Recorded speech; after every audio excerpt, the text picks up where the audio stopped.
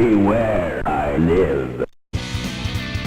Welcome to the new River City Gamers Podcast, hosted by SCXCR and Well Unreal 007, as well as many other members from the River City Gamers website. Stay tuned for all the gaming news, new pickups, and everything else we feel like talking about on the River City Gamers Podcast. Hello everybody, welcome to River City Gamers Podcast. I am SCXCR. Can we start over? I can't do this.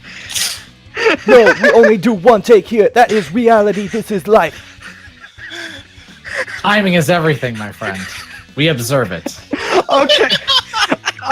I am Unreal, and joining us this week, Onirokaku. Okay, I guess I don't get an intro for myself. No, say hi, Oni. Hi, Oni. And joining us as well, after a long time not being on the podcast, CanadianJutsu, everybody. Oh my god, it has been almost 3 episodes. It has been since the year 202. Yeah. We talking BC, we talking AD. Anyone who's watching this is going to have no idea, or who knows, maybe they will, but chances They will are by the end of this podcast. They will know because they are not in the game. This is real. Yeah, it is life. It is real and life. This podcast is as close to reality as you can get. This video game, we do not work with amateur developers. We do not work with 3D noobs. Now take my $1,000 t-shirt as we go into gaming news. Gaming news! So real. Well, there are going to be 2 recurring themes with this gaming news. One is Nintendo, and one is Europe. And possibly Nintendo of Europe. But we're going to start with Nintendo recently announcing what exactly they're going to be doing for E3. Namely, they are going to have a Splatoon 2 World Championship. That is going to go across 2 days, which leads into their Switch presentation, and then they're going to do a bunch of Treehouse Live stuff. Now, what's significant about this is that not only is the Treehouse returning, they're having a Splatoon 2 tournament, there's going to be a Smash Brothers Invitational, which leads to speculation, when's that coming out? When are we going to know more about it? Personally, I'd say it's probably going to come out this winter, probably like late November or like around the Christmas season. If they're saying 2018, it seems the most logical thing to come out around that time. And if the game is quote unquote playable to the point where they can have tournaments with it, then that seems like the most likely thing. Maybe early November, maybe to thwart off a couple of things. But Can we get a small fact check? Remember when Smash 4 was available at Best Buys? Did that happen the same year of Smash's release, or was that 1 year prior? Okay, it did. Yeah. So yeah, that it seems very likely they want to put that game out during the holiday rush, because that's when they know it's like, oh, it's Smash time, get the game out. But I would not be surprised if it does get delayed to 2019 for who knows what reasons. When's the last time Nintendo pushed something back, though? Like, I can't remember a game, like one of their actual like first-party games ever being pushed back. They've always just never given us release dates until it was like it was pretty much finished. Would you count Xenoblade Chronicles, any of those games, as first-party at this rate? I don't because I know they're Switch only, but they're not made in-house Nintendo. Okay, so you're only saying in-house, because Monolith Soft is, as far as I know, pretty much owned by Nintendo now, I believe. Oh yeah, but they're not working in the Nintendo building. They're not working technically as a first party. They're sort of like secondary party, sort of like Rare, for example, with Microsoft. Yes, they're owned by them, but they have their own schedules and stuff. They're not at the same adherence and foot stomping as like Microsoft Studios, for example, or what's the Japan Studios or something like that. I'm just saying, like, I wouldn't be surprised if it does get delayed to next year, but at the same time, I also wouldn't be surprised if it does make this year's deadline. And if it is going to come out this year, again, it's going to be at the very end of the year.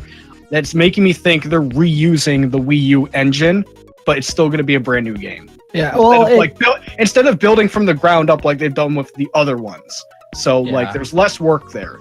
Well, like things like even with the Wii U one, some of its foundation was done with Brawl in mind. Like they sped up the Brawl engine to make it. And if they started making this next Smash, even if it was a year after the initial run of like when Bayonetta came out, when they finished production on the Wii U and the 3DS version of what is Smash? They call it Smash 4 Wii U, but it's pretty much just Smash 4. Right? Yeah, the 4 is actually FOR, hasn't it? So it's been about four years since that all concluded, maybe 3 years, and that seems about the same cycle. You mean DLC? Yeah, like from the DLC. You think all the characters from 3DS/Wii U are going to be in it? I know Mario, Link, and all that. All of them? I'm talking every last character we have gotten from 3DS/Wii U. Are you including the DLC? Including the DLC. No. Probably not. I don't think so. No. So you don't think Mewtwo's going to be in it? Mewtwo has a higher chance because it's the Pokemon Company. I'm thinking like Ryu, Cloud. Yeah, like because remember third party characters, they are licensed only for the game that they are in. This is the reason why Snake didn't appear in the Wii U version, because he was only licensed to be in Brawl. And Konami didn't want to put him back in, but it's still possible they could have asked him again and they would have said yes, but we don't know who's in the game outside of the Splat Tattoings. Yeah, I could see Ryu ending up back in there. Out of all the characters, like Bayonetta and Ryu seem like the most likely to return if they're going to come back because of how they're. I do see Bayonetta coming back. Definitely, there's a chance Bayonetta won't, but there is a chance she will because Bayonetta 3 is in development. Like Unreal said, all we got was, oh look, the Inklings are joining Smash. And Link is Breath of the Wild Link, which could mean that Link may have a completely different playstyle this time based on that, which would be it would be insane. Like I can see that'd be so interesting, but then if you want people who want to play old Link, you can do that with Toon Link this time. Yeah. If you're doing Toon Link again, or who knows. We have like 2 months until we see actual footage, until we really know. My one last question with this is, what's the full title going to be? Are they just going to call it Super Smash Brothers? Are they going to are they just going to do the way it's like Super Smash Brothers 5 or Switch? I don't know, because they already used 4. And if they use 4 Switch, that would mean that it could be another port of 4, sort of. Super Switch Brothers. Well, that's the thing, is like the way that gaming conventions have been in recent years, where they're not reboots, they're just sequels, but they don't put the numerics. So this could just be Smash Brothers. They remove the super. They remove the super. It's just like, this is Smash Brothers or something like that. What if they just call it Smash? Super? Or they just call it Smash or Super Smash because they want to be inclusive. You know, like it seems like just the way that that's been announced, it seems like we're going to get a very playable version of the game. The roster may not be complete, but it wasn't complete in the Best Buy things either. Yeah, like they only locked most of the characters. So, and one thing that I'm usually interested in is, and this may happen after is like they make a big deal about announcing characters. Like remember when Brawl came out and even Wii U, where they had a website dedicated to almost every week, this is the character that's being announced, and they make a whole big deal about it, so it keeps hype going. So I'm like, they don't have a lot of time to do that this time around. The latest I see is December, because I know it's not first party, but Xenoblade Chronicles 2 managed to come out like very early December last year. So it's possible they could try and sneak in very early December. I don't see them announcing a concrete date at E3. They could save that for like, they'll probably do a Smash Direct and say, okay, here's the final info. it should come out this year, mostly due to the fact there's nothing else super noteworthy that on the Switch that's coming out around that time. It's like they've built up for the 2018 winter or fourth quarter to be for Smash. But at the same time, we won't know till E3 because their E3 plans are saying in the video presentation, we're going to be talking about Switch titles that are aimed for 2018, including Smash. So, like, who knows what else is coming out this year outside of that big title? But if they do just call it Super Smash Brothers, I'm chronologically confused about Smash Brothers. Because now I'm like, wait a minute, this one's doesn't have a number 4, and this one's just called the first one again. God of War did it. Tomb Raider did it. I know. Doom did it. Doom did it. Doom did it. It's just we're in this age where they're just like, fuck it, just use the title. Dude, what if they just call Final Fantasy 16 Final Fantasy? Is that when you quit? Yeah, I'd probably quit then because the numerals are just as important as the Final Fantasy part. I've got some other Nintendo news. First off, just gonna throw some numbers at you. Nintendo Switch recently topped 15 million units sold. It's got 12 million games that have sold at least 12 games that have sold at least 1 million copies. Now, I almost flubbed the hell out of that. But there's going to be a major shift underway because Nintendo president Tatsumi Kimishima is going to retire in June. Yeah, I did hear about that. Yeah, do you really think, like, I mean, I know that the president is obviously the spearhead of a lot of the things that they get done and how they look upon how they market and stuff. But a lot of us have always said that, like, oh, was it good during oh gosh, my brain is now the old Nintendo Direct guy. Crap. Oh, Iwata, yeah. Like, a lot of people like, oh, I don't know if Nintendo will be the same after Iwata, and it turned out to be relatively good. I mean, and remember, this particular president was taking on after Iwata and pretty much pushing the projects that Iwata was doing. Yeah, Iwata, as far as we know, was at least helping with the Switch before, like, we even knew what it really was. Yeah.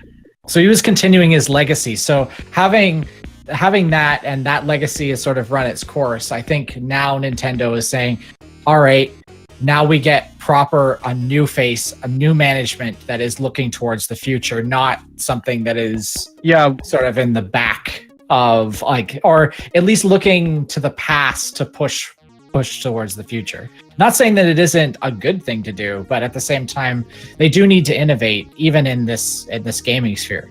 So and the Switch is doing very well. Yeah, which is incredible. The quick thing on the Iwata thing, like, even with the Switch, they had that small Easter egg, which no longer works, by the way. That eventually got patched out, where it's like he had to, like, do his hand pose where he's, like, directly to you, and it was like a certain thing, and it would unlock, like, NES Golf. That was real, but that is no longer doable now on any version of the Switch. It's still remarkable that something like that was in there to begin with, but it is time to move on. We all miss Iwata, but Nintendo's doing pretty well right now, and I still hope for the best for them in the future. Yeah, I wasn't expecting Kimishima to stick around for too long, because the whole reason he took that position was he got voted in after Iwata passed away. So yeah, he had a major background in finance, so it made sense that he was taking the role after. I mean, is it fair to call it a disaster financially with the Wii U? Yes, it wasn't doing well. I may like have a good soft spot for that system, but someone pointed it out recently. Like, for example, people are like, oh, why are people porting Wii U games over to the Switch? And it was like a comparison between the amount of units of Mario Party, or not Mario Party. No, Mario Kart 8. Yeah, Mario Kart 8 versus Mario Kart 8 Deluxe. And the numbers speak for themselves. And so recently I saw one for Splatoon where it was like 4-point-something million for Wii U. Splatoon 2 is like in 6-point-something million. So combined total, Splatoon franchise is doing very well, but individual game, the numbers. More people are getting the Splatoon game on Switch because it has a bigger install base than Wii U did. And the disaster, like we've probably talked about on the podcast before, but like the biggest problem with the Wii U was it was terribly marketed. Whereas in the Switch, they hit the ground running with the marketing. And they doubled down with it too.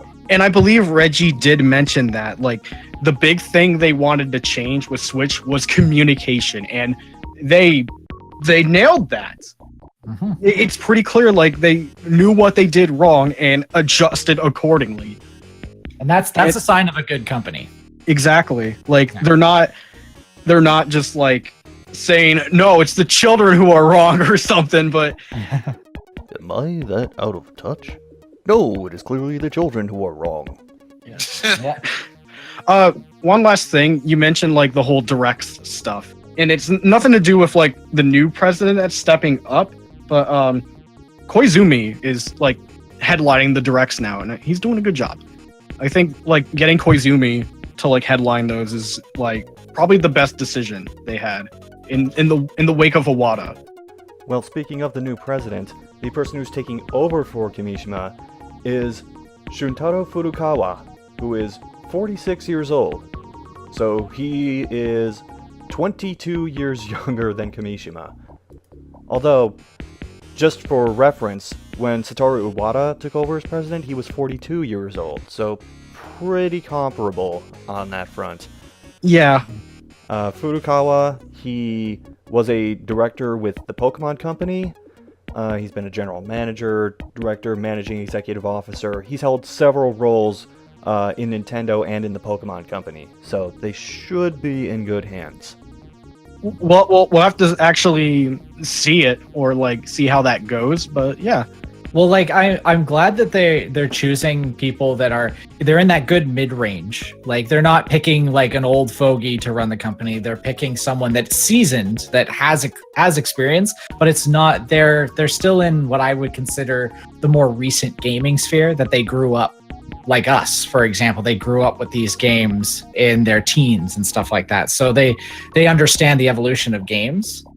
In a sense, they're not the creators anymore. They're the ones that played the games.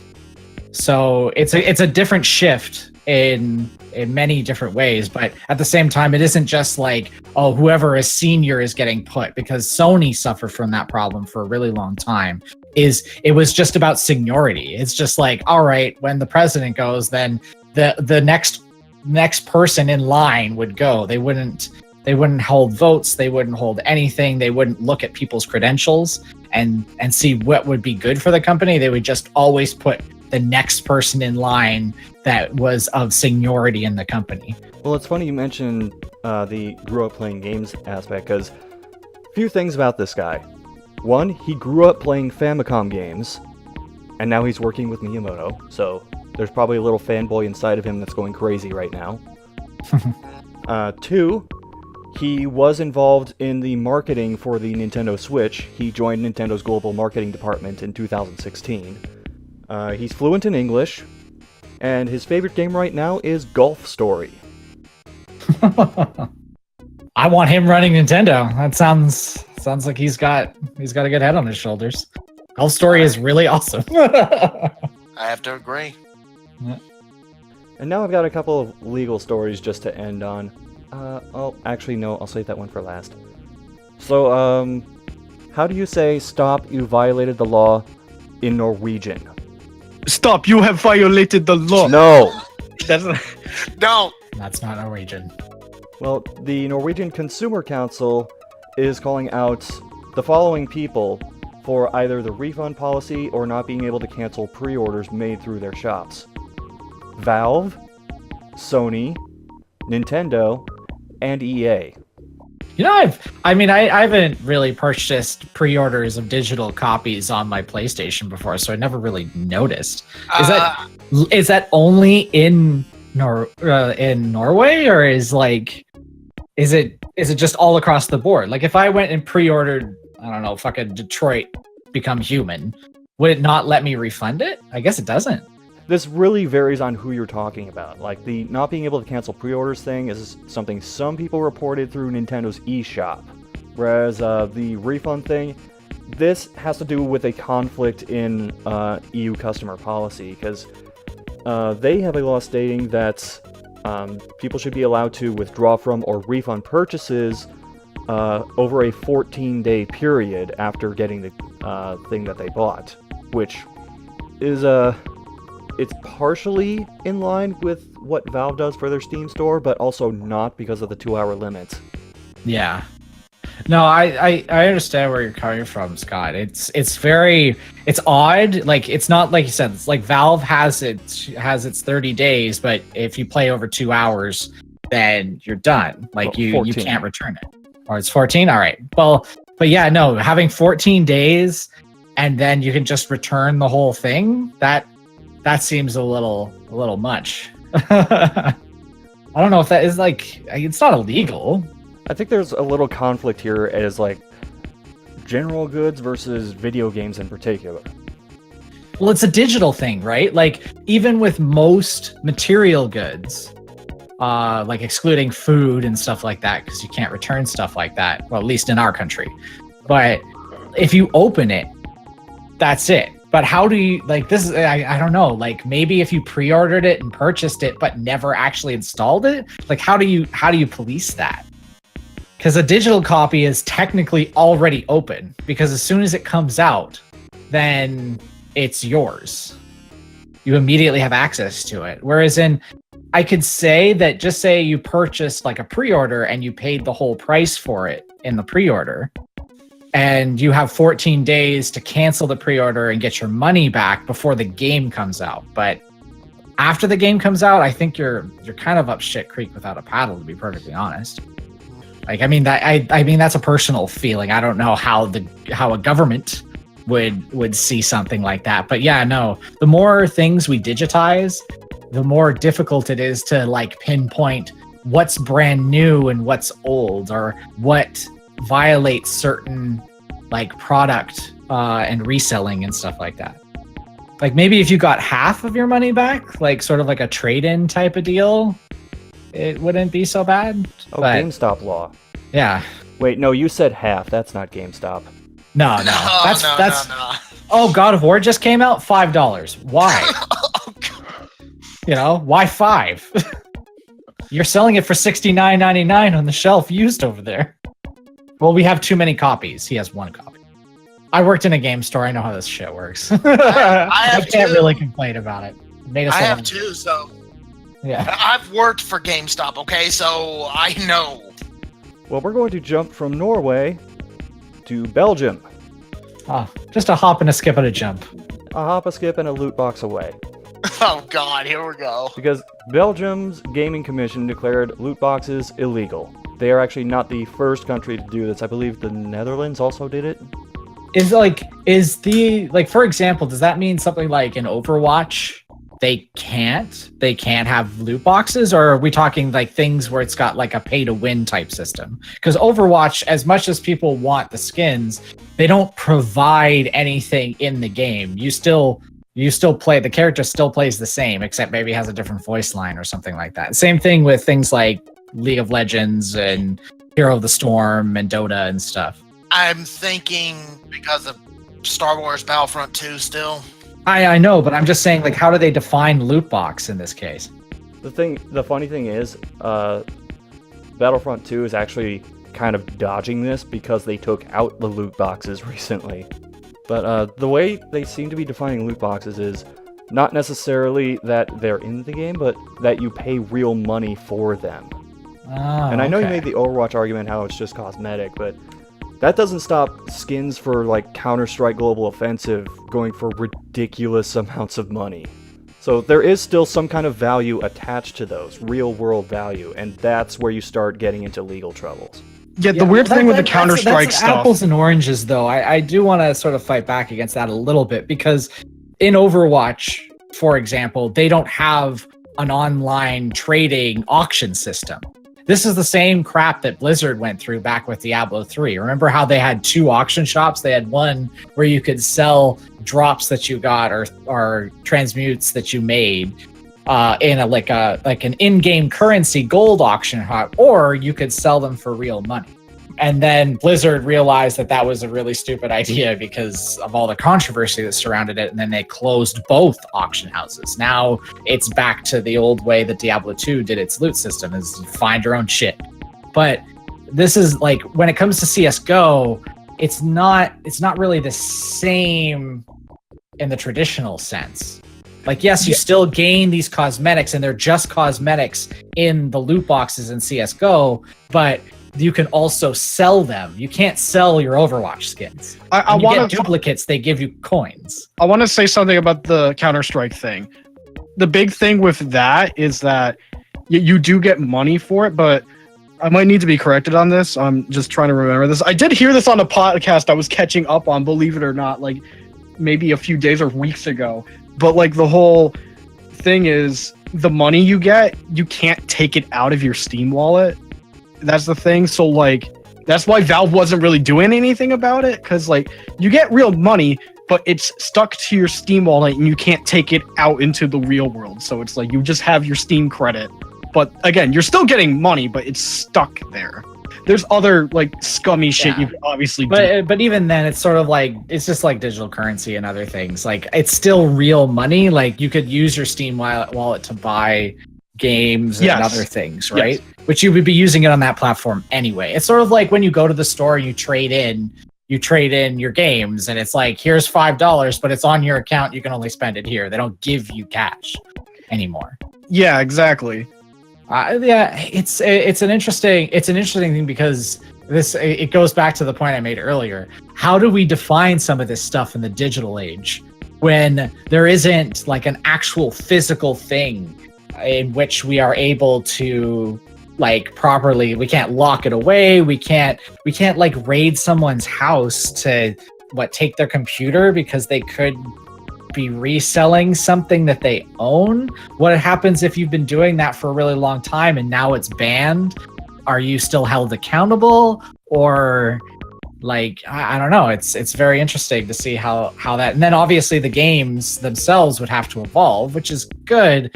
But at the same time, how many of these companies, unless it happens in the United States or the United States or Japan, I don't really see them being like, oh, well, we really do need to rework this whole loot box system. It's like, we just won't sell in the Netherlands. I'm not saying, and then most people in the Netherlands, just like they did like in Australia, is whenever games are banned, they just import them. Like you mentioned something about Battlefront 2 dodging the bullet. They did put loot boxes back in, but it's completely retooled now. So I don't know when this judge thing happened with the loot box. It depends on what country you're talking about. Yeah, well, the country, like you mentioned, it's illegal in. This was within the past week. Now, I don't know if you could spend real money on it still. That, I'm not sure. All I know is you can no longer obtain anything that actually affects gameplay in the loot boxes anymore. They tied it to just cosmetics and everything. All that star card stuff is all tied to progression now. So yeah, the loot boxes are like taken out. Well, they're back in basically, but in terms of paying real money for it, I can't recall. Like, I can't recall if you can do that, or if there's any way to spend real money on the loot boxes, despite being cosmetic only now. Now, is there a way to purchase those cosmetic things separately outside of a loot box? I highly doubt it. I cannot confirm this. They might still be in trouble then. Yeah, I honestly cannot confirm this because I didn't get to play Battlefront 2 post overhaul. I want to try it post overhaul, but I'm in no rush right now. And I'm just using this as an example, going back to Overwatch in China, where they dodged regulations by saying, okay, we'll let you buy in-game currency, which you can then use to purchase the specific add-ons that you want. Now, if they applied that globally, I'd be okay with that. Things like, I think Dota, League, and Heroes of the Storm do this, is they have 3 currencies, which is such a weird thing. Like, so you gain gold, and gold can be used to buy the heroes and the characters that you can fight as, right? So that's the big thing. Or you could use real money, or their equivalent of real money, which is gems, which you purchase with real money, and then you can spend those gems to buy it. But when it comes to cosmetic things, they've got this third currency.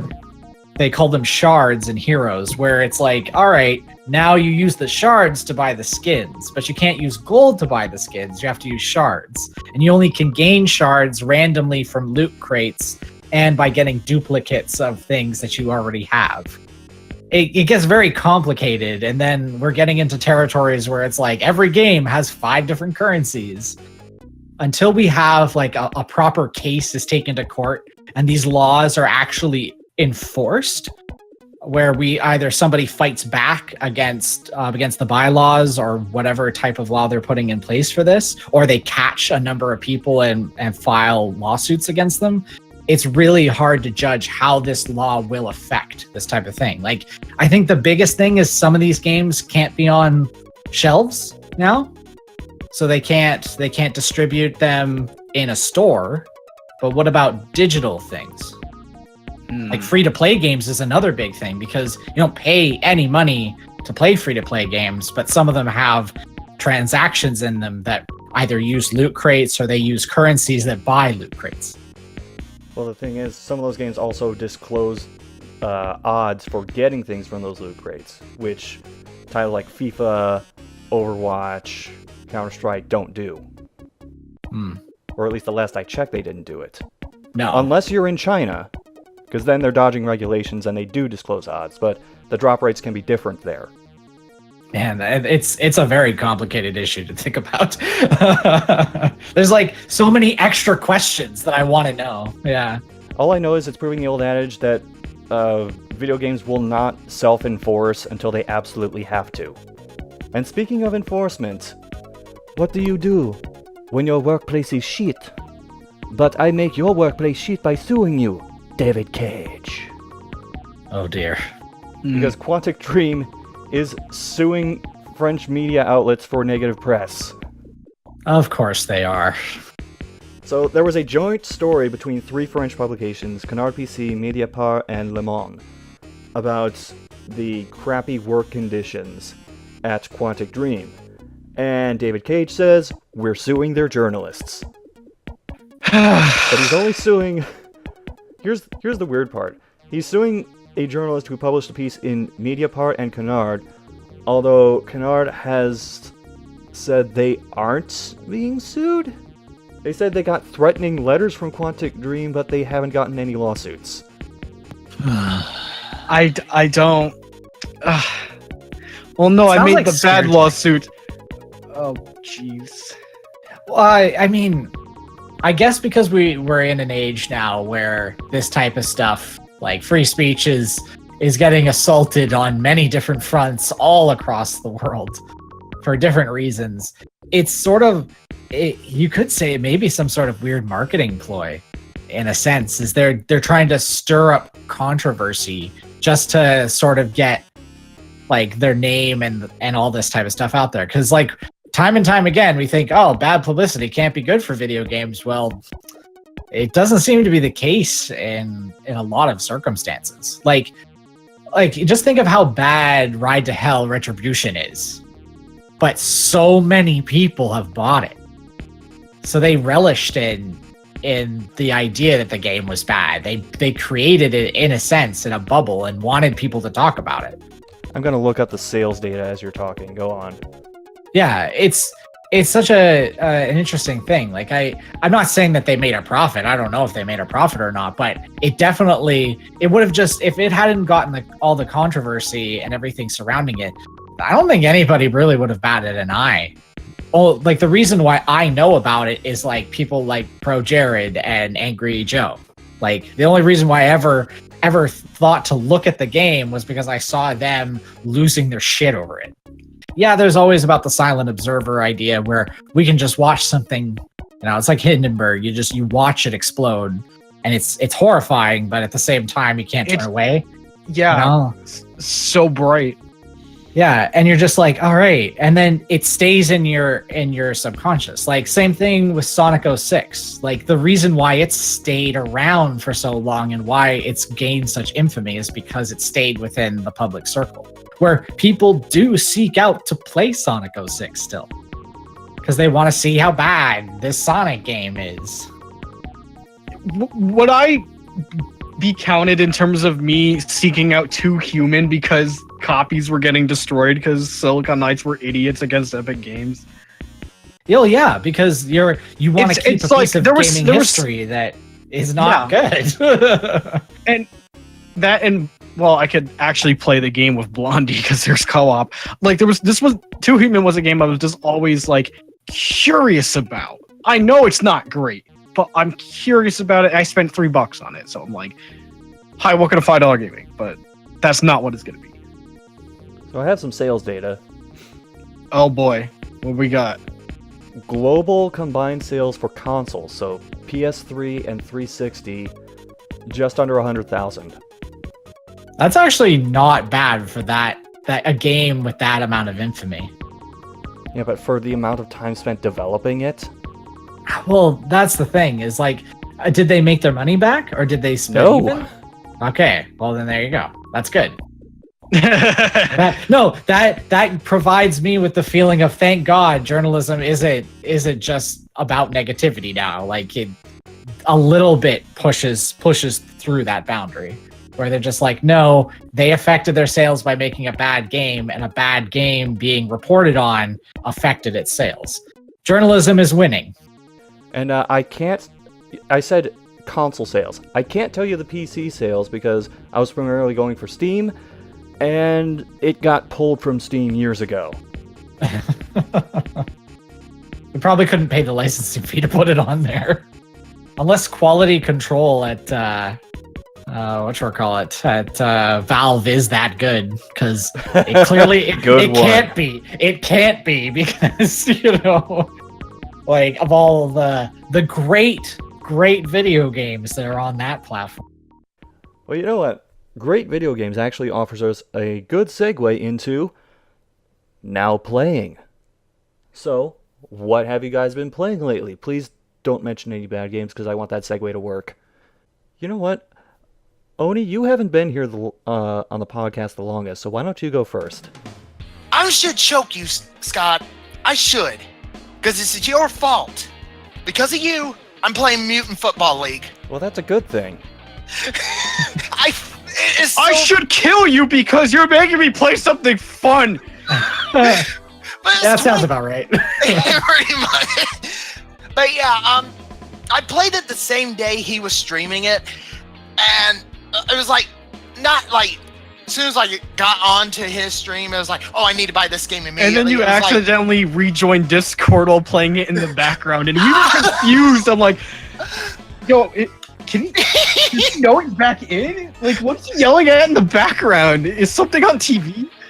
To be fair, slightly more subdued, but your reaction was my reaction the first time I played it too. It's just so fun. I have not had that much fun with a football game since NFL Blitz. I'm not gonna lie. The announcer, Tim Kitzrow, loved his work. Always loved his work. Holy shit. It's just, the announcing kind of makes it more fun. I've been playing, I'm right in the middle of season mode as we're recording.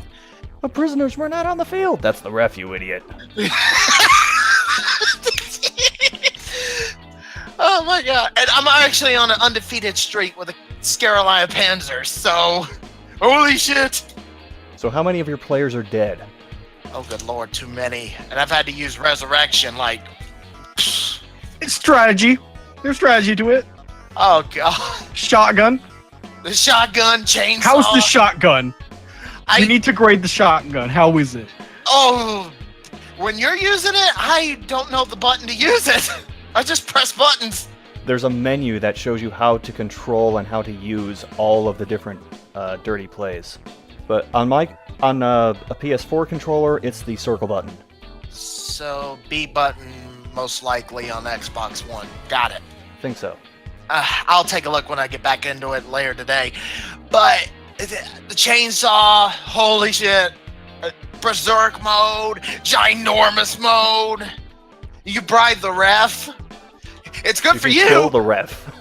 And you kill the ref, you get a 15-yard penalty, though. I was like, but he is a private fucking ref. I don't give a fuck. Well, you can bribe the new ref. Oh, yeah, you can bribe the new ref. There you go.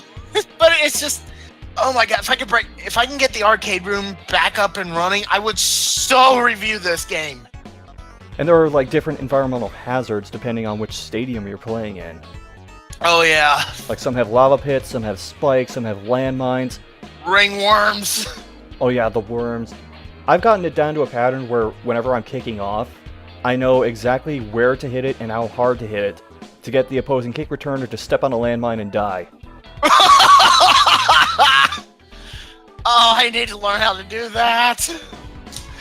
Oh my god, that makes games more easier to just be like, you cheating bastard! Oh my god. But that's the only game I've played. I think that would be the only game I play for the rest of the month until my birthday comes. Well, you could do worse. Yeah, good point. I could do a hell of a lot worse. But I'm advertising now, I'm sorry. Get Mutant Football League! It's the most fun you will ever have with a football game. Fuck Madden! Alright. Unreal, why don't you go next? Oh boy, strap in for Dad Week, because I got a double dose of daddy games. Let me rephrase that. That sounds terrible. DadCon 92. I'll start with the one I actually finished first. Yakuza 6: The Song of Life. I've got things to say about this one. Primarily, I enjoyed my time with it, but it's not as good as Yakuza 0 was. Like, as a whole. I have some issues with Yakuza 6 that I'm not particularly fond of. It's strange. My main issue is mainly combat. The game runs on a brand new engine, so it looks better, and a lot of the intricacies of like going around town and stuff, it's like a lot more immersive in that way. You like actually walk into places. There's like no loading screens with that, so it feels more natural and lived in that case. But at the same time, there can be some performance issues, and my other big problem is because of this, the combat is definitely different. But the big problem here with combat, it feels like there's stuff missing, and it doesn't feel as tight as Yakuza 0 did. I felt like Kiryu felt clumsier in this one, and I believe that is because of the new engine and everything. Like, the whole time I was playing, I felt like it's like, am I doing something wrong with the combat? No, it is the children who are wrong, but the whole time playing, I just felt like I was missing something with the combat, but no, that's it. There's actual physics now, so enemies will like bounce everywhere if you like knock them down and send them flying, which is funny, but there was a lot of big group enemies that just like got a little frustrating to fight at times. Without spoiling anything for the story, I enjoyed it, but there's some stuff I was kind of disappointed in, and I'm not sure how I feel about the conclusion quite yet. But at least in terms of majority of the story, I was still invested. I was still like really intrigued on what was going to happen next, and I feel like that is solid. But I kind of wish there was more of, at least more of the cast we were familiar with, because there isn't a lot of the mainstay cast in this one. Like, it seems like they gave a lot of screen time to the real life actors, which includes Takeshi Kitano. And they're like, some of the other characters are apparently like real life actors as well, but I don't know any of them. And to be fair, Yakuza 0 had some real life actors as well, but I think there was just more of it in 6, and they decided to focus on that. And I did like a lot of those characters, to be fair, but I felt like there was still something missing with that story. I'm just not sure how I feel in terms of it being a conclusion to Kiryu's story, but I overall did enjoy my time. I still think Yakuza 0 is the better game overall. I still think 0 is like the best installment in the franchise still. I don't regret playing 6. Still recommend it, but don't make 6 your first game. It's not gonna be worth it that way. You're gonna want to play the other ones. Now back to other dad game, because I don't want to spend too much time on Yakuza 6 because I could go on the other stuff forever. But God of War I've been playing. This game's going on longer than I expected.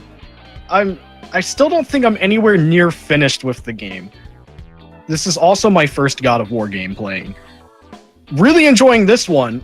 I was impressed with how satisfying combat feels. Like, it just feels good to do stuff in this game, and that's a lot of fun. And combat is kind of more frequent than I was expecting with what this game was trying to be. Because, like, look at this game, it's like, and I hate comparing it like this, but it's almost Last of Us-ish. It's like, it's got the third-person camera angle. It's like, you got a kid with you, and then there's, like, story moments and stuff.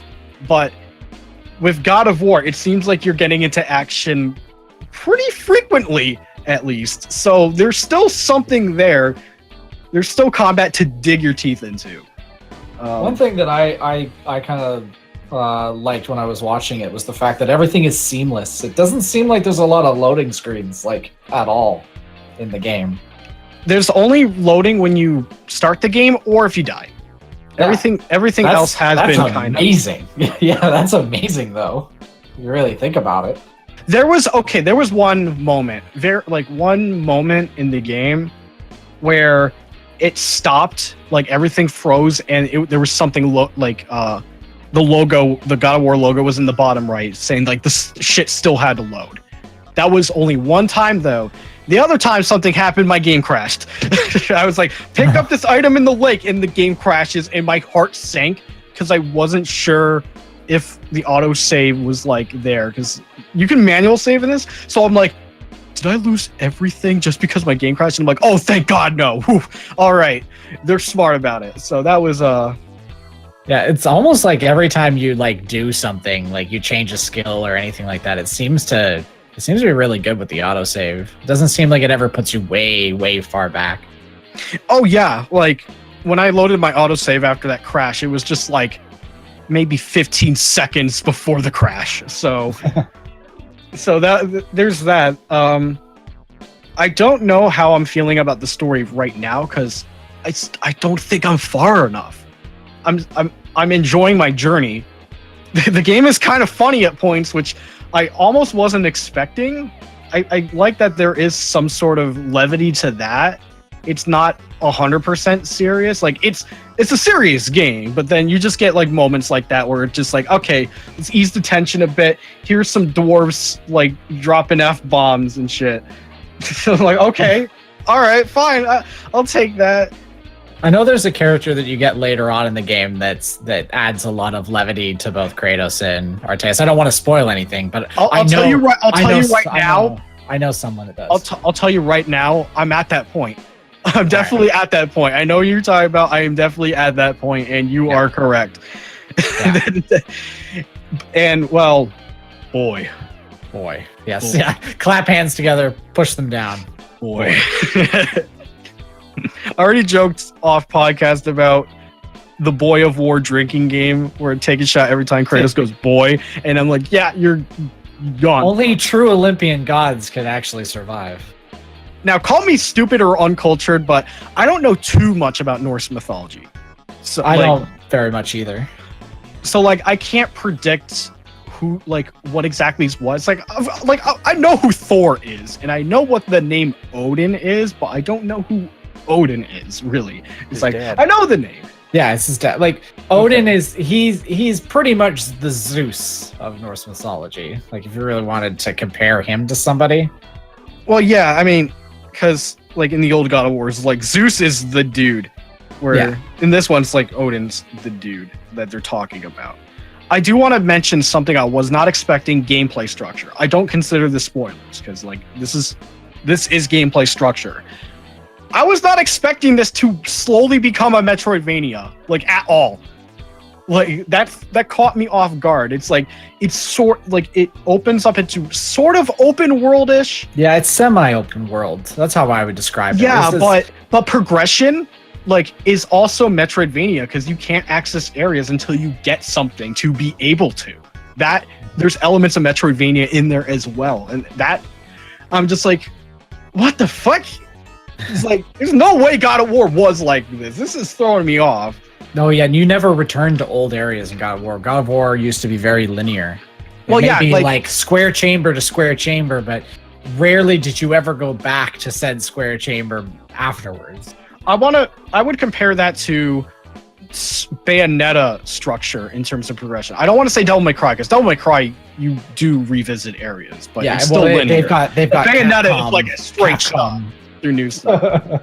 But I like that sense of progression though. Like a lot of people find it's like, oh well, it's a way to pad out the game without actually creating new areas and new whatever.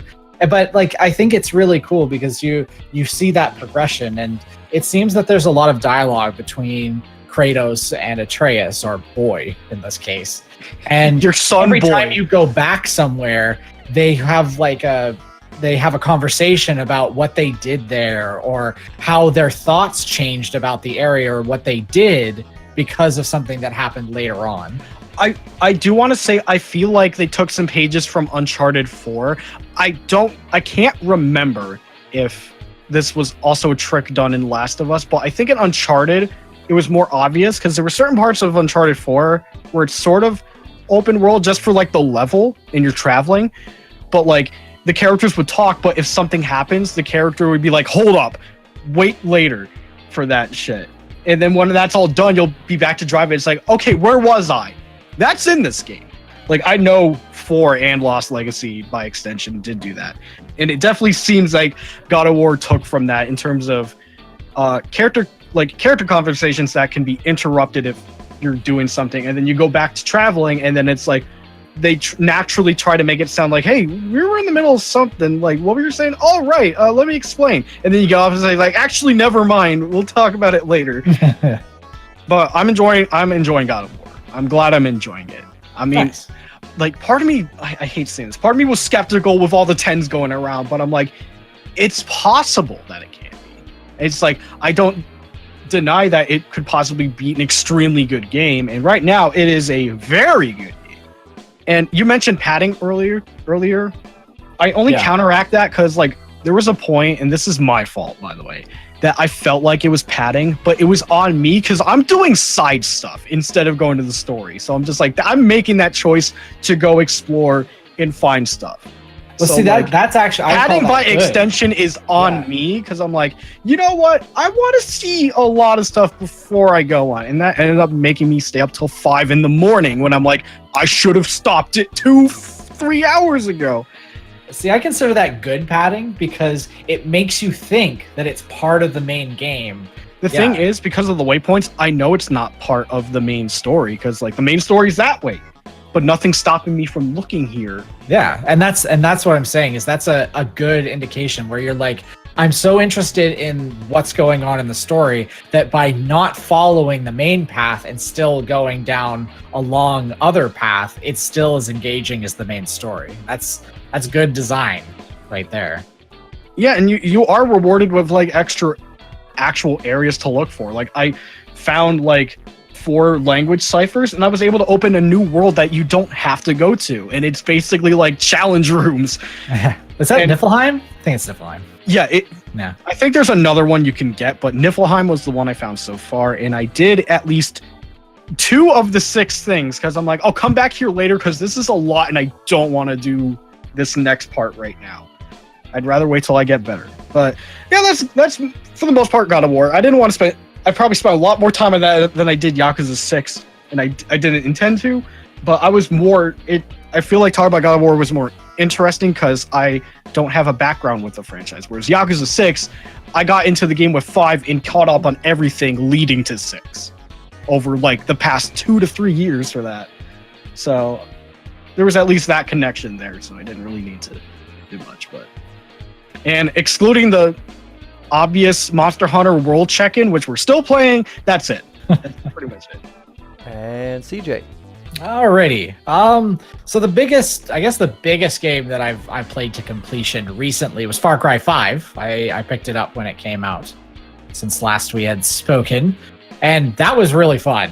I've always had a a soft spot for the Far Cry games, even though a lot of them sort of play relatively, and obviously they're Ubisoft games, so they have their own little quirks to them. I have some problems with the overall story of the game, just because it felt like it shot itself in the foot in the end. It was trying to be something, but then it didn't want to be too much of a something. But when it comes to a Far Cry game, you're really not playing it for the story all too much. The charismatic leaders are usually the most interesting part of it, and unfortunately these ones kind of weren't. But this was the first game in the franchise where the main character didn't speak. So you could either play as a man or a woman deputy that goes into this place in Montana that somehow they have stopped radio signals and all types of communications with the outside world. So you can't call in, the SEAL Team 10 to just come out and wipe out this crazy amount of cultist activity that seems to be happening in Montana. But it's, like I said, it's a Far Cry game. The gameplay of 1 minute using a bow and arrow to kill a deer turns into a multi-car chase into an airplane air fight that also has helicopters with machine guns and missiles and guns and everything. And you're just like, how did this happen? How did killing this one deer cause this? Or I'm randomly out in the middle of a field collecting what they quote as oregano in quotation marks, and I get attacked by a bunch of vicious turkeys that have turned evil because they were around some sort of alien object in the middle of a field. And then you've always got airplane guys coming after you going, target acquired, and then they crash into a tree and land on top of you. That was probably, so there are some funny moments in Far Cry. I'll go over a couple of the funny things that happened. So as aforementioned, when you get to a certain threat level in one of the 3 areas where some of the generals are, when you get to the 3rd level, just before the final level where you actually face off against them, they start sending planes after you. So if you're just wandering the wilderness or you're driving down the road, there's a chance that a plane will come after you. They're probably the most annoying things, especially in early game when you don't have a lot of equipment space, so you can't carry, heat-seeking rockets to just get rid of them. So I thought, all right, maybe these act like real planes where I could run into the forest and then I could get away. They wouldn't be able to see. I could hide and then the plane would go away. Now, that's not the case. Never do that. You got to take that plane out because it can follow you through fast traveling and it will try its darndest to kill you in the forest. And like you said, I dashed into the forest thinking I was safe.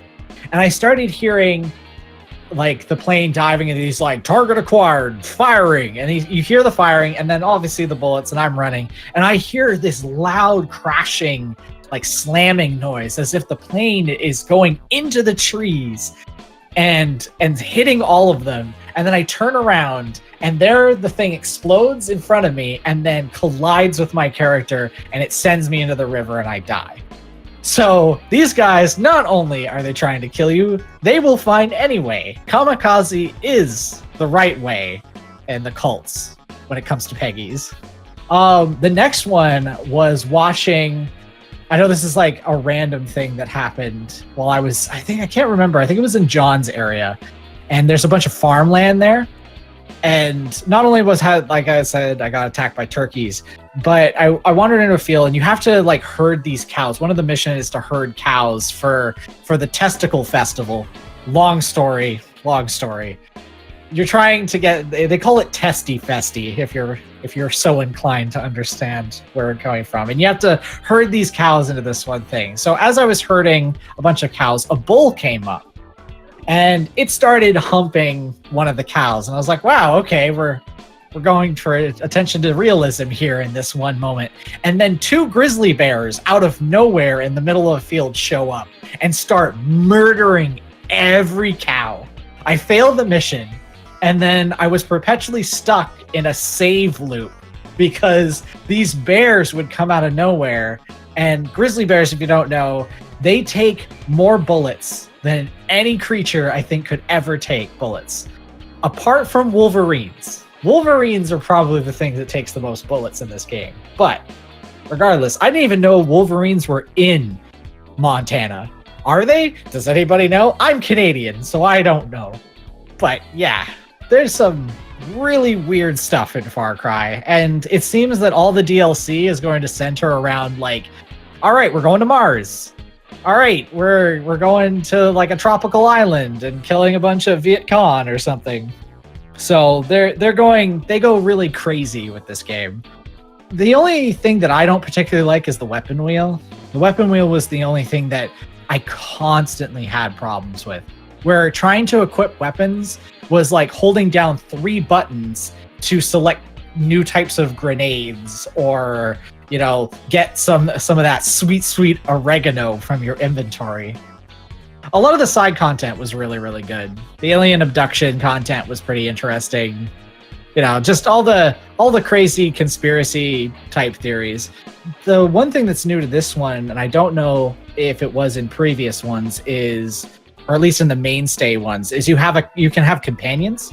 So they sort of act as co-op characters, and they are probably the most interesting characters that you'll roam the countryside with. My personal favorites was Cheeseburger, the bear, but don't feed him cheeseburgers because he's got the diabetes. And Grace Armstrong. She was this ex-military sniper that made a lot of encounters incredibly easy. So those are my 2 favorite. And I guess Peaches the cougar. She was neat for stealth missions, but I never found a really good use for her. And Gravity Rush. I finally picked up Gravity Rush, and or the remaster version for the PS4. And getting used to that is interesting because it was designed with the Vita very, very firmly in mind, and they're trying to use the 6-axis on the controller on the PS4, and it's very, very sensitive. It's incredibly sensitive. So getting used to that and doing some of the time challenges are going to be interesting. I do like the comic book art style that it goes for, where because it's a handheld game, they don't have a lot of like crazy cutscenes, so they do that sort of splash over stuff where it's like, oh yeah, here view a bunch of comic books, but it's so well drawn and animated.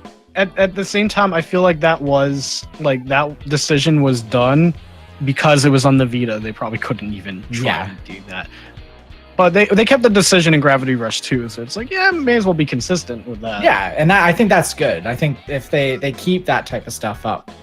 I think the main character is probably Kat. She's probably a nice breath of fresh air. She feels like an actual person that was just like, obviously she has amnesia like almost every Japanese like action RPG character has, but you can tell her personality mostly due to the fact that she kicks things and slams things, so she's like, and gravities everyone by accident. It's like, why do people hate us? Yeah, why do people hate me? As you watch and you take up like 17 people, and then you use your gravity powers and launch them halfway across the universe, and you're just like, oh yeah, I can't understand why people hate us.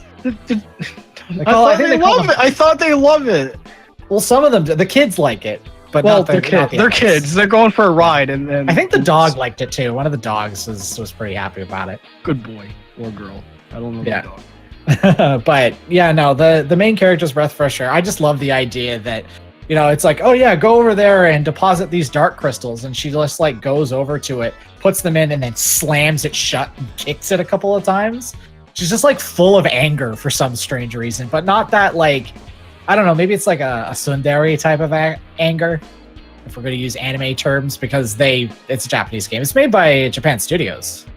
So yeah, I was quite taken aback by how well presented it is, and it looks gorgeous. And this is just Gravity Rush. No, I haven't even tried Gravity Rush 2 yet. So I'm interested to see the graphical upgrade of them actually making a proper PS4 title. Whereas in this one, I think its style is going to last. It's sort of like some of the cartoony natures of some other games. I'm trying to think of. I had something on the tip of my tongue, but I completely forgot.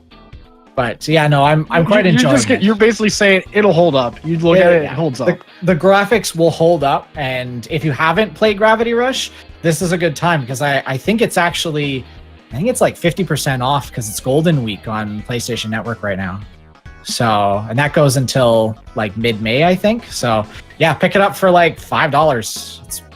I think it's pretty good. That's pretty much it on the front for games I'm playing. Oh, I'm playing Diablo 3 on my Twitch channel. That's something. That's Diablo. There ain't no auction house. There ain't no auction house no more. It's true Diablo. Just one story short, don't feed cheeseburgers to bears because they got the diabetes. I played a somewhat unusual game recently. An older game that I've had sitting in my Steam queue for a while and just haven't gotten around to. But I recently started playing The Seventh Guest. For those of you not familiar, this is quite an old game. It's from like the early to mid 90s, and it's partially an FMV game. Most of it's actually like computer generated graphics. Was this a Sierra property? This was it was a Trilobite developed game. Okay. Yeah, like I know what Seventh Guest is. I wasn't sure what property it was under though. I'll explain the plot just really briefly. There's a guy who he starts off the game as a drifter and then starts committing all these heinous acts, like he murders a woman and steals her purse. And he eventually starts to have visions of things that he should do. Like, he starts making dolls, and he makes a fortune selling them, but all the kids who have them mysteriously die. He has a vision to build a mansion with his fortune, which he does. And then he disappears and no one sees him for a while. Then out of nowhere one day, these 6 people get invited into the mansion.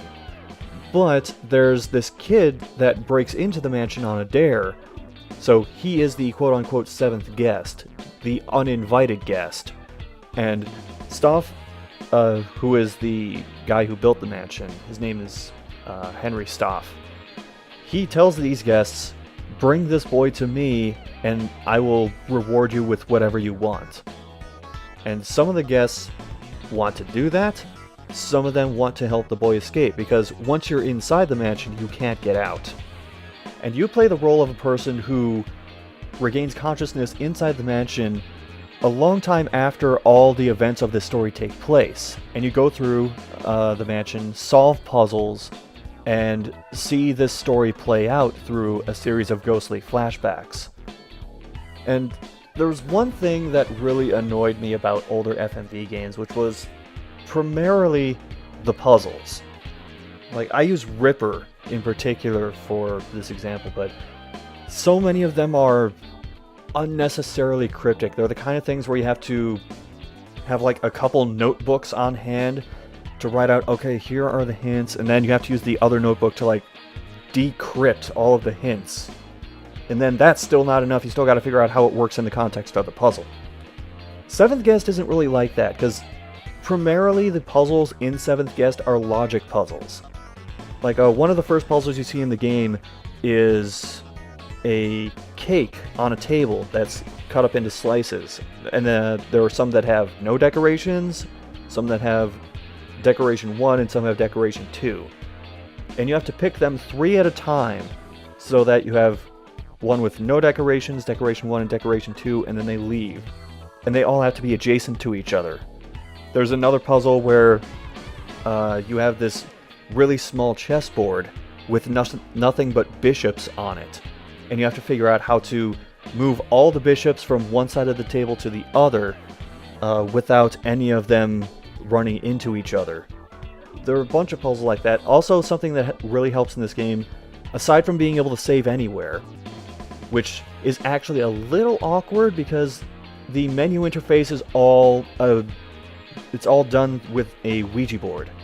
So whenever you save, you can't just hit save and then pick your slot. You have to keep typing in the same name for the slot every time, but my save slot's only 3 letters long, so it's not a huge hassle, but it's still kind of unusual design choice-wise.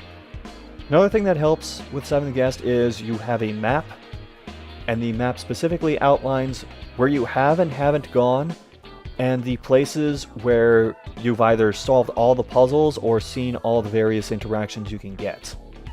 So it's really helpful even if you don't play it for a week or two and then try to come back to it and figure out, okay, where have I gone? Where do I still need to go? Last thing I'll mention, because I don't want to spoil too much about it, you can't really talk about who you're playing as without spoiling a big part of the story. But there's a library you can go to in this game. Whatever puzzle you're currently on, there's a book you can go to in the library which will give you a hint for how to solve it. And you can go to that book up to 3 times. If you go to it 3 times, the puzzle solves itself and you can move on. Now the trade-off for that is, usually when you solve a puzzle you see a little cinematic involving the guests in the mansion, and if you just tell the game to solve the puzzle itself, then you won't see it. So you don't get as much of the story, but usually by the time you are on the second hint, you have a pretty good idea of what you're supposed to do. Now, I'm only about halfway through the game right now, but I've been enjoying myself with it. A lot of it's due to some of the character, the acting's really cheesy. I think you'd kind of expect that from an early 90s FMV game. But there's a lot of voiceover when trying to solve the puzzles from Henry Stoff, who's mocking you when you can't solve the puzzles. And then you solve the puzzle and he gets all pissed off. But I'm going to try and keep going through that over the next week or two, and I'm really having fun with it.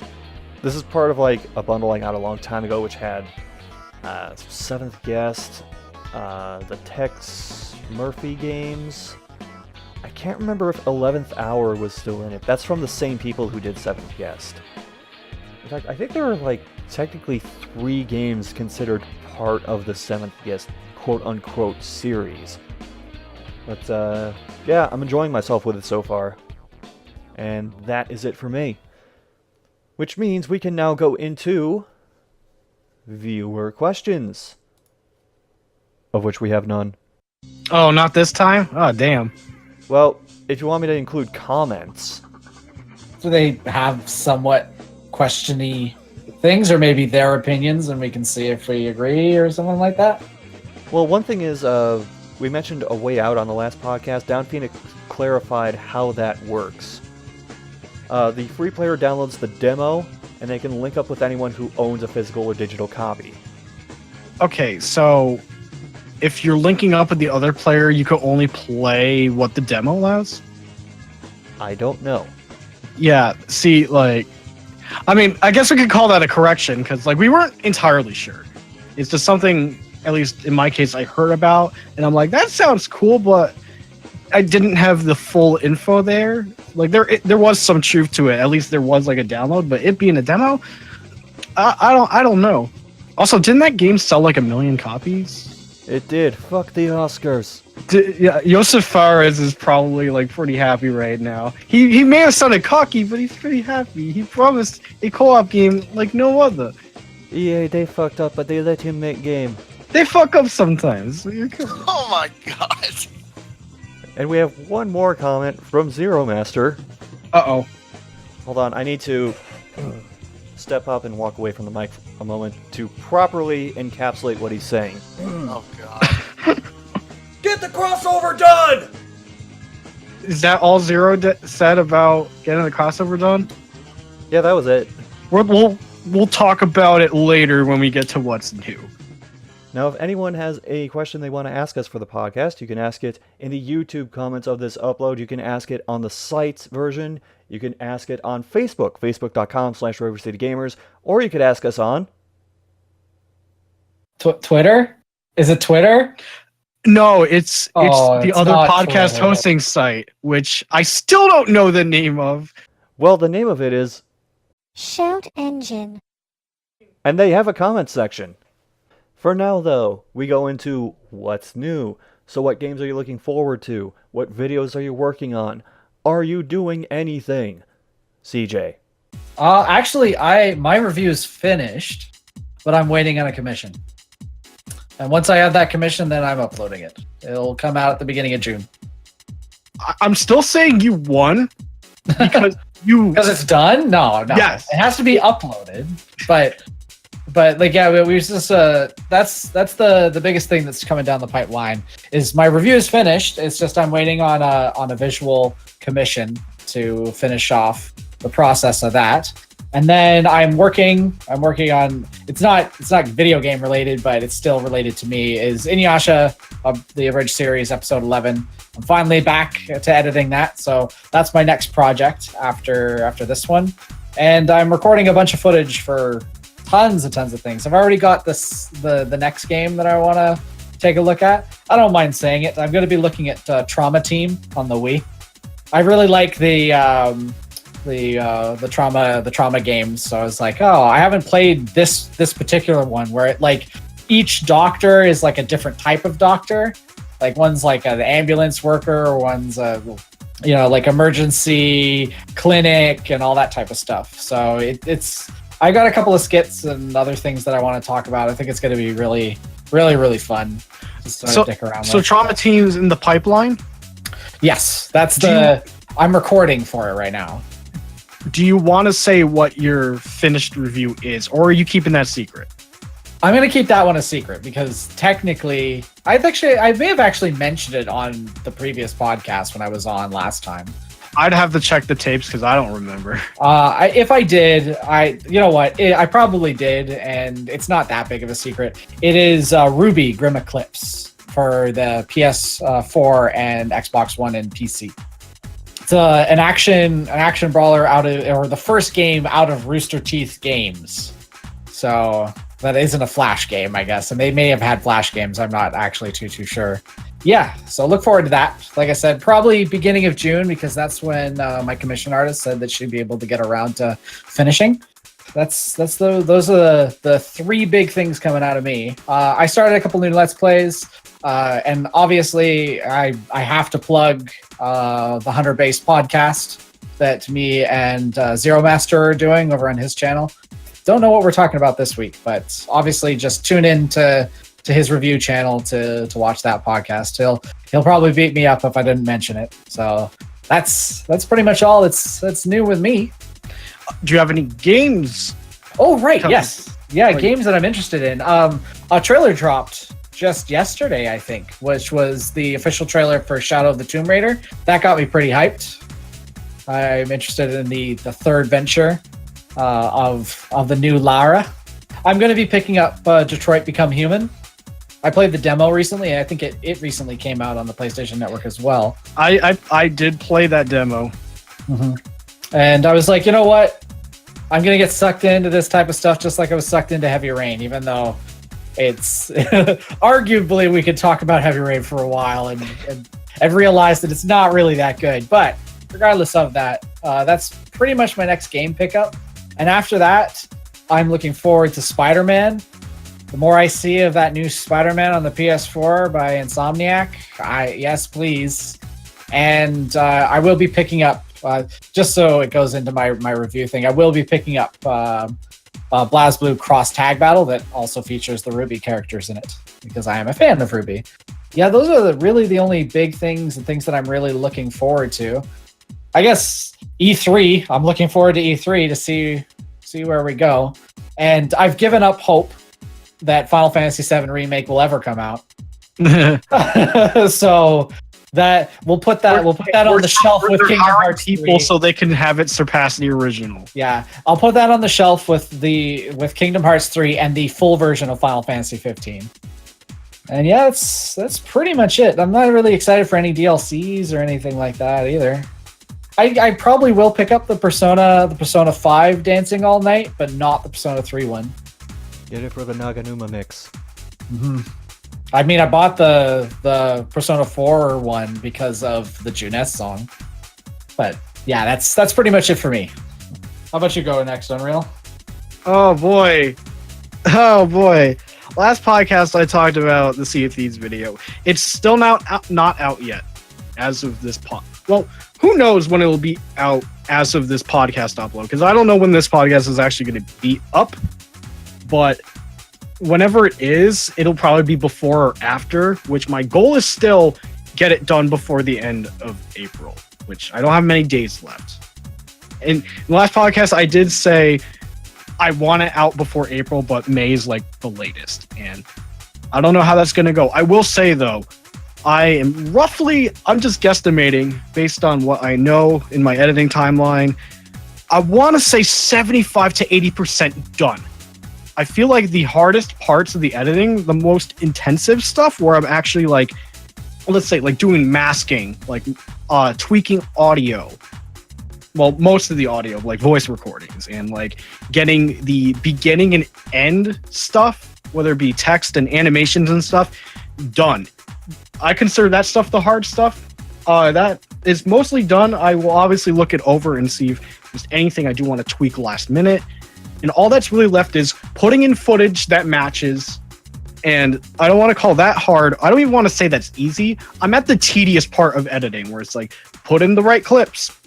And like if there's anything off or if there's anything I missed footage-wise, like there is some footage I couldn't get recording, so I do have to grab some stuff from YouTube, and of course I'll put in like the YouTube credit like SCR does on his videos usually if he's missing footage. Like, but in general, I'm happy with where editing is at right now. I'm just at the tedious stuff, and I'm trying to get through it. Maybe after this podcast, I'll hunker down and focus on that. But I don't think it'll be more than a week at least in terms of it coming out. So yeah, an actual review is close to coming out, and hopefully I can like not like keep up the pace of making videos like that, but just like structure-wise, maybe keep that consistent and maybe at least try to get more videos out on a semi-frequent basis. Upcoming games, I don't have a lot. Like right now, it's just like, okay, well, we're near the end of April right now, so the closest thing, now that it has a concrete date, actually, Sonic Mania Plus, because I didn't play Sonic Mania. I will be grabbing the physical Switch version when that comes out in July. And I believe Octopath Traveler comes out in July as well. Those I have on pre-order. Like, and I don't want to go too far ahead in terms of releases, but like first I'll go with July. Those are the two I'm expecting. And like CJ mentioned about Detroit, I'm going to play that, but I am renting it. That is after Dad of War. So it's going to be like a rental downgrade where it's like, well, I rented God of War. This is good. Time for Detroit. Oh boy. And this will be like, I'll just tell you right now. With robots.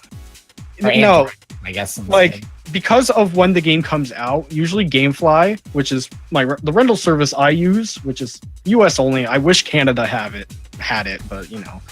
The whole thing with Detroit's release date is, since they send it a day early, I will be at Anime North and out of house when that ships. So either it'll arrive here when I'm gone, or it'll arrive in my mailbox the day I come back and I just go, well, I had my weekend fun and time for Detroit. That's how now it's time to hate myself. Now it's time for it's time for sadness. Post-con depression begins right now. But I mean, considering that I've played the previous games excluding Omicron, I don't think I ever want to play Omicron ever. Not after what I've seen. But I played through Indigo Prophecy, I played Heavy Rain, and I played Beyond Two Souls. So I'm like, I guess I'll play Detroit. I want to be proven wrong about it, but yeah, I'm hoping that it can't be as bad as Beyond 2. Like, yeah, Beyond 2 was just...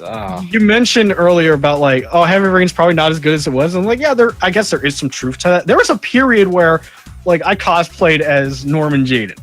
Like, this is documented. I enjoyed that game. And looking back, and I'm like, oh, man, this shit's dumb. I have a soft spot for it. Well, it's like my love compared to Beyond Two Souls, like, of course I'm going to pick Heavy Rain over it. And Indigo Prophecy had the problem of being really interesting at the start and then just shitting itself the moment Lucas backflips behind a cop. It's like, that's it. That's the cutoff point where it just completely dies. But that's it for videos, and that's it for games. I don't have any other updates outside of that. I'm going next. SCR's going next. Goddamn Kobe, go next. Get that free throw. So I put up the Side Girls review last week, and very happy that is finally done. Moving on to my next project. It's going to be Sega Densetsu related, but technically not, because it's technically something that's not part of the Sega Densetsu series. I'm still doing a video on it anyway, because so many people get so goddamn confused about it. I'm keeping a keen eye on this video. I don't know what you're editing about it and stuff, obviously, but like when it's out, it's just like I'm curious because that game you're talking about next is one of my personal favorite SNES games. So it's don't worry, friendship will still be good. It won't be friendship ended with SCR now CanadianJutsu's my best friend type of deal. Whoa. So Wait, we'll be so okay. I'm not your best friend? No, not like that relation. You know. God, I know what you mean. CJ, you're the Kobe of the group. Actually, I got a Strum in the Baseline episode. It's coming up in the next couple days. Probably be up by the time this podcast goes live. And after that, I got a Just a Moment. I actually wanted to do a Just a Moment video about a month ago, but I wanted to focus on Side Girls, so push that aside. Finally doing it now. That'll be up in about a week. And as for games I'm looking forward to, there's not really much on the horizon, except for Shaq Fu: A Legend Reborn, June 5th. That was a long haul for that joke. There's a concrete date for it? There's a concrete date. Oh fuck! Add that to my list. Oh God. Is the I thought concrete June was set dead yet? month, and Like, now has it there's a set, game. or is it still sort of liquidy concrete that you can maybe put a handprint in it? It's you know, like those things with all the pins in them that you press your hand in and it makes the impression. It's kind of like that. It's kind of like that. Oh yeah, those things. Put your face into it. Yeah. Well, Pressure yeah. pins or whatever. I forget what they're called, but I know what you're talking about. Like the exact name of it. It's like I know those. I've definitely played with those. But yeah, there's a concrete date for it now. So You know, I thought June was a dead month, but I guess not. At least for stuff I'm looking forward to. Well, who knows what could be announced at E3. E3. It's Yeah, gonna- E3. The week before E3, we get Shaq Fu as our like appetizer. we're changing the name of the month of June. It's now Fu. Oh, Shaq Fu is totally in Smash Brothers. If this is the case, it's planned. Oh, please. Like Shaquille is in it. Shaq Brothers, let's do this. Yeah. Civico and someone new release of Shaq Fu. Legend Yeah. Reborn. Hashtag boycott Smash if Shaq isn't in it.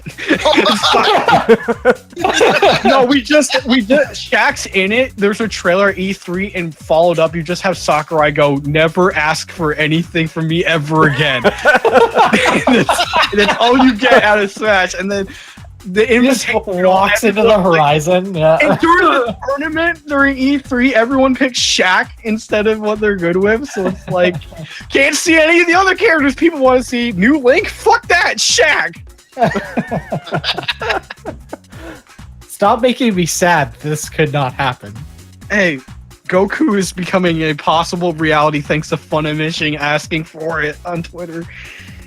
Well, Funimation doesn't own Goku. Toei owns Goku. Yeah, I know, but like, I But don't with know. the success Anything's of Dragon possible. Ball Fighters, which is made by Namco Bandai, they could. Possibly. There could be an agreement. There could be an agreement. You never know. All I right. guess. But yeah, I that's see. it. Yeah, I'm because of Zero asking me, "Are you gonna finally do that Gunpla show?" I'm gonna do it.